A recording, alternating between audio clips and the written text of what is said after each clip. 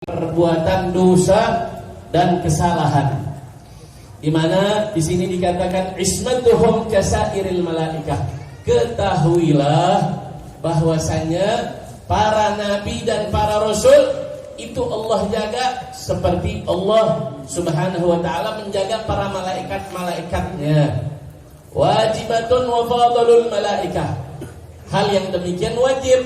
Tidak mungkin mereka berbuat dosa, tidak mungkin mereka berbuat kesalahan. Ya, baik dosa kecil maupun dosa besar. Ini pendapat yang masyhur yang mu'tamad. Ya, mustahil para nabi, para rasul itu melakukan dosa.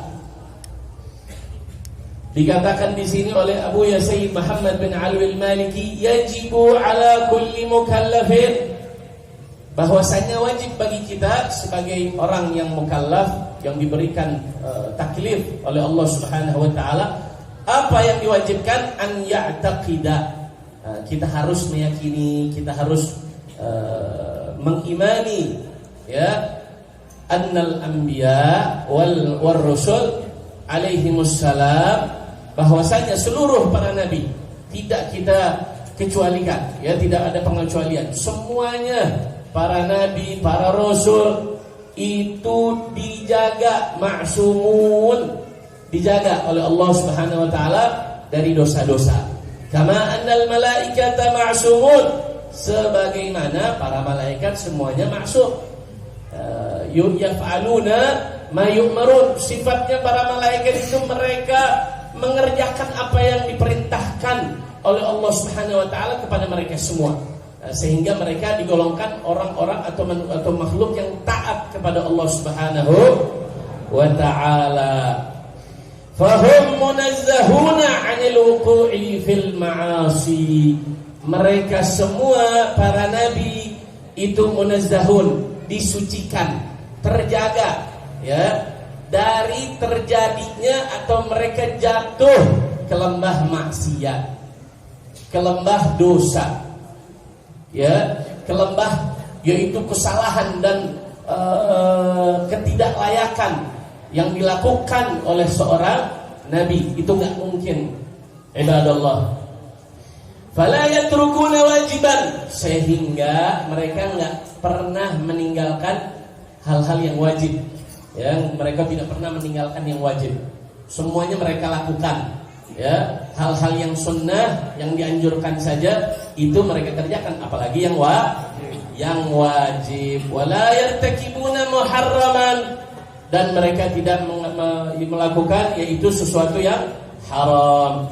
Wala yattasifuna illa bil akhlaqil karimah, mereka tidak memiliki sifat kecuali pasti sifatnya yang berakhlak, tidak berakhlak kecuali berakhlak yang mulia, berakhlak yang baik, yang budi pekertinya agung serta luhur, ibadallah.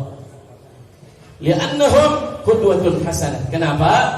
Karena mereka semuanya itu contoh, qudwah, ya, sebagai contoh panutan untuk umatnya. Jadi ketika Allah utus mereka, seluruh nabi Allah utus kepada kaum-kaumnya, nggak ada tuh yang memberikan contoh yang tidak baik. Semuanya memberikan contoh dan panutan yang indah, yang terbaik. Wal mathalul a'la alladhi yattajihu ilayhi an-nas, ya, wallahu huwa alladhi tawalla ta'dibahum wa tahdibahum wa ta'limahum. Kenapa? Karena Allah sendirilah yang langsung mendidik mereka.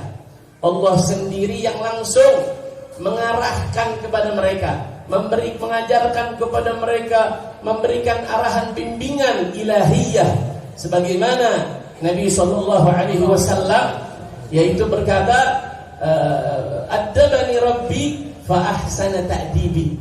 Ya, Tuhanku langsung yang mendidikku, kata Nabi sallallahu alaihi wasallam. Sallu ala Nabi. Allahumma shalli alaihi. Fa ahsana ta'dibi, maka seindah-indahnya ta'dib adalah ajaran, seindah-indahnya ajaran dan pengajaran adalah yang diajarkan oleh Tuhanku. Itu luar biasa. Nabi SAW langsung Allah yang memberikan pengajaran dan ta'dib dari Allah Subhanahu wa ta'ala sebagai contoh, ya, wa mimma yadullu ala ismatihim, sebagai bukti bagaimana mereka terjaga dari perbuatan dosa. Allah Subhanahu wa taala berfirman, wasbir li hukmi rabbika fa innaka bi a'yunina. Kata Allah Subhanahu wa taala kepada rasulnya, wasbir, sabarlah engkau wahai Muhammad, ya, li hukmi rabbika, terhadap ketentuan keputusan Tuhanmu, ya. Tuhanmu telah mengangkatmu menjadi rasul, memberikan tugas kepadamu untuk mengajak seluruh orang beriman kepadaku, kata Allah Subhanahu wa taala. Kemudian kata Allah apa? Fa innaka bi a'yunina, sesungguhnya engkau dalam pengawasanku, kata Allah Subhanahu wa taala. Jadi Allah sendiri yang langsung menjaga Nabi, Allah sendiri yang mengawasi Nabi, ya. Jadi tidak ada hal-hal yang dikhawatirkan oleh Nabi sallallahu alaihi wasallam, baik yang datang dari keburukan-keburukan jin, syaitan, dan orang-orang kafir lainnya. Nabi tidak perlu khawatir karena Allah langsung yang turun tangan untuk mengarahkan dan mendidik Nabi sallallahu alaihi wasallam. Wa qauluhu ta'ala, di dalam firman yang lainnya Allah berfirman, wa ma kana linabiyyin an yaghulla, ya, tidak pantas, kata Allah Subhanahu wa taala, bagi seorang nabi an yaghul, untuk yaitu berkhianat.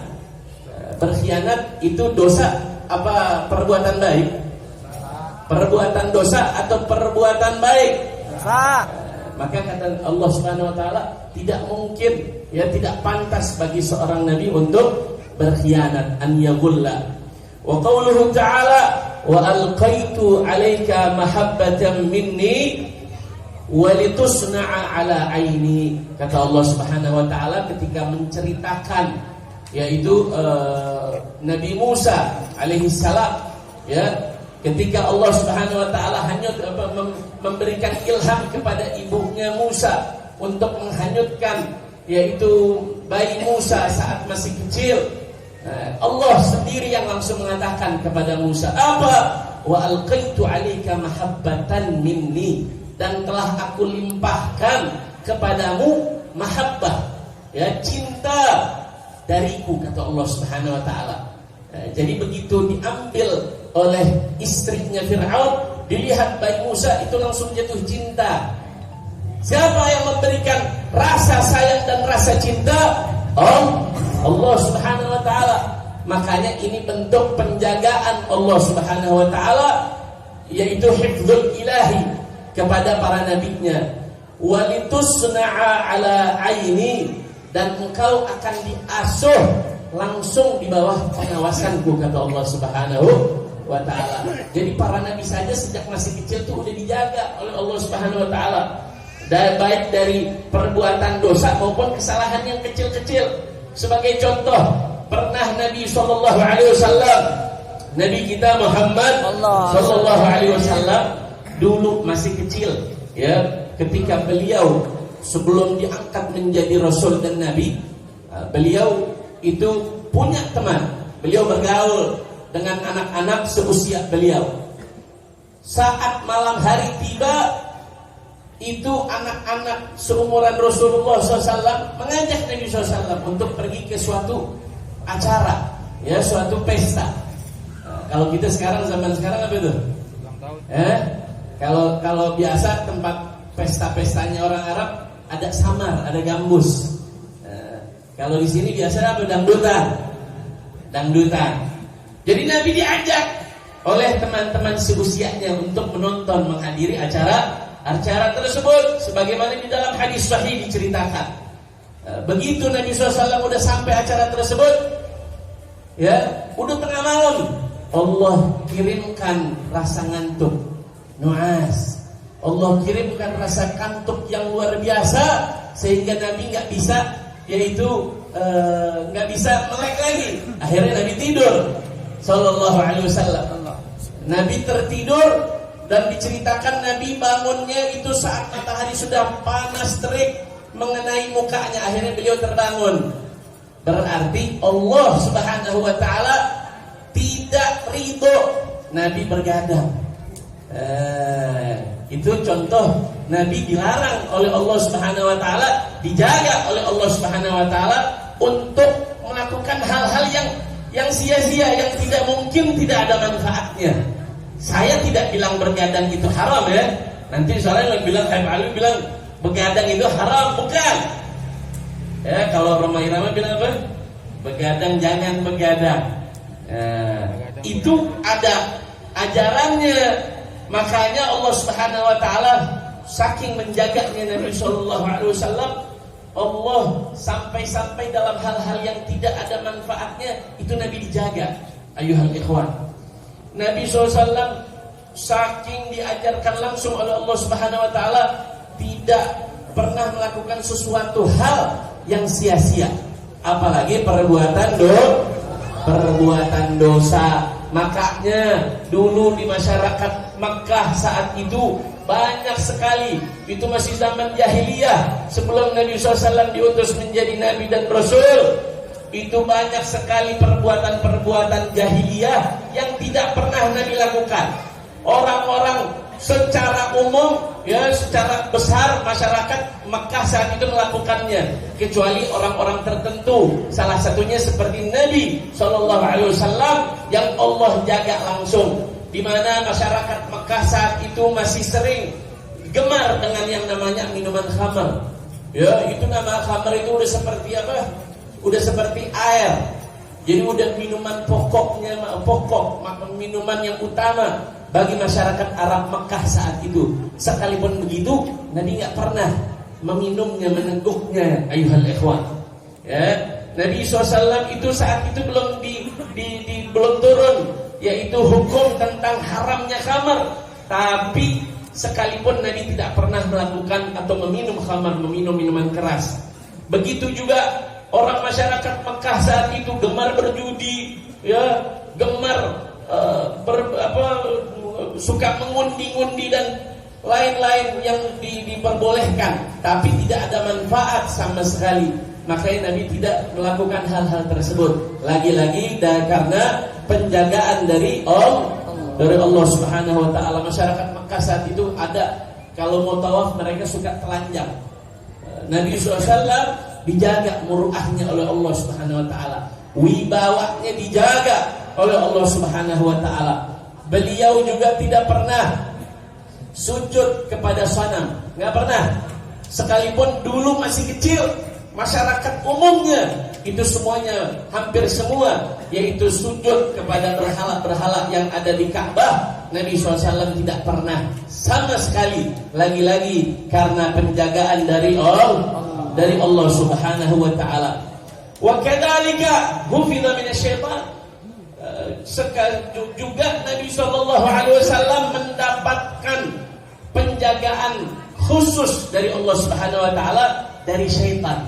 Ya, dari godaan syaitan, dari was-wasnya syaitan, sebagaimana di dalam sebuah hadis Nabi SAW pernah berkata apa? Ma minkum min ahadin, tidaklah satu di antara kita semua, kata Nabi SAW, kecuali illa waqad wukila bihi qarinuh. Kata Nabi SAW, tidak ada manusia yang tidak ada korinnya. Pasti kata Nabi SAW ada korinnya. Ini kita semuanya ini ada korin. Tahu korin gak? Korin tahu? Apa korin? Jin. Korin dari kata bahasa Arab. Korin maksudnya pendamping. Itu Allah ciptakan, ada pendampingnya kita. Pendampingnya apa? Kata Nabi SAW, wa qad wukila bihi qarinuhu minal malaikati wal jinni. Jadi kita punya korin. Kita punya korin dari bangsa malaikat, kita punya korin dari bangsa jin. Yang malaikat tugasnya itu membisikkan hal-hal yang baik kepada kita, agar kita melakukan perbuatan yang baik. Makanya kita kalau di dalam hati ada keinginan untuk berbuat yang baik, kita ada keinginan, ada semangat untuk menambah ketaatan kita, menambahkan ibadah kita kepada Allah Subhanahu wa taala, itu salah satu bisikan dari korin. Nah, korinnya malaikat, karena tugasnya membisikkan kepada manusia, yaitu hal-hal yang baik. Dan dari bangsa jin, itu tugasnya sebaliknya, kebalikannya. Dia bertugas membisikkan kepada manusia hal-hal yang buruk. Hal-hal yang buruk. Dibisikin manusia berbuat dosa, buat kesalahan. Nah, itu semua ada Qur'annya. Kemudian para sahabat ketika mendengarnya, mereka berkata, "Ya Rasulullah, wa iyyaka wa fika qarin." Di dalam dirimu ya Rasulullah, apakah juga ada qarin? Ada pendamping? Nah, kata Nabi SAW, ya. Wa iyaya, kata Nabi SAW, ya, termasuk di dalam diriku. Karena itu dari segi apa? Basyariahnya Nabi SAW. Dari sisi kemanusiaannya Nabi SAW. Innama ana basyarun mithlukum. Kata Nabi SAW, kata Nabi dalam Al-Quran, kata Allah Subhanahu Wa Taala dalam Al-Quran apa? Sesungguhnya aku adalah manusia seperti kalian. Qul innama ana basyarun mithlukum. Katakanlah aku adalah manusia sama seperti kalian. Akan tetapi aku diberi wahyu oleh Allah Subhanahu Wa Taala. Sehingga kata Nabi SAW, termasuk di dalam diriku ada jin, akan tetapi annallaha a'ani, ya, a'ani alaih fa aslam. Tapi Allah kasih keistimewaan, Allah menolongku, Allah memberikan pertolongan kepada diriku ini, sehingga jin, ya, dan qarin yang ada di dalam diriku itu masuk Islam, diberikan hidayah oleh Allah Subhanahu wa Ta'ala. Jadi jin yang ada di dalam diri Nabi, qarin yang ada di dalam diri Nabi itu muslim, beriman kepada Nabi SAW.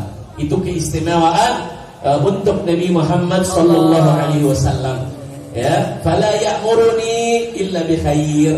Sehingga dua-dua qarinnya Nabi, baik yang dari malaikat maupun yang dari jin, tidaklah memerintahkanku atau membisikkan bisikan kepadaku kecuali hal-hal yang baik saja. Alhamdulillahirabbil alamin. Kemudian di sini dikatakan oleh Abu Yasaid Muhammad bin Ali Maliki apa? Wa hum afdalu minal malaikati ala ma dhahaba ilaihi jumhurul asy'ariyah.